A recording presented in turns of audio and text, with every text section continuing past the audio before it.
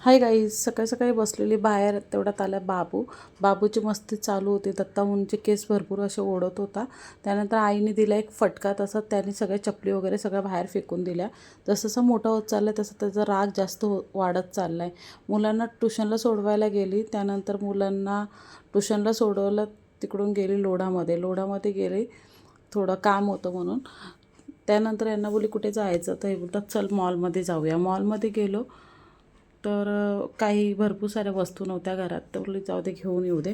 2-3 video वगैरे काढले. त्यानंतर गेली बिग बाजारामध्ये मुलांना टिफिन वगैरे नव्हते, तर टिफिन घेतल्या, पाण्याची बॉटल वगैरे घेतली, कडधान्य वगैरे काहीच नव्हतं. एक टॉप वगैरे घेतला आणि त्यानंतर आम्ही तिथे बिलिंग करायला उभे राहिलो.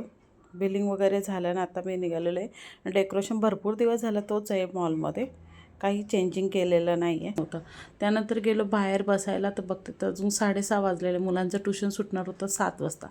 इथे घेतले व्हिडिओ काढायला. मी भरपूर सारे असे व्हिडिओ काढले फुलांचे ना. फुलं पण खूप छान होते, बघताच खूप मला आवडले फुलं.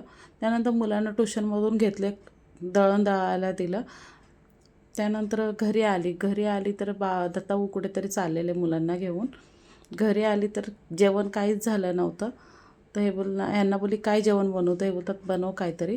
मी एक साईडला साधा भात ठेवला, एक साईडला खिचडी भात टाकला आणि कांदा वगैरे कापून घेऊन पटकन भाताला फोडणी देते आता, खिचडी भाताला. तेवढ्यात आला बाबूची मस्ती चालू होती. मिनी ब्लॉग जर आवडला असेल चॅनेलला सबस्क्राईब करा, लाईक करा.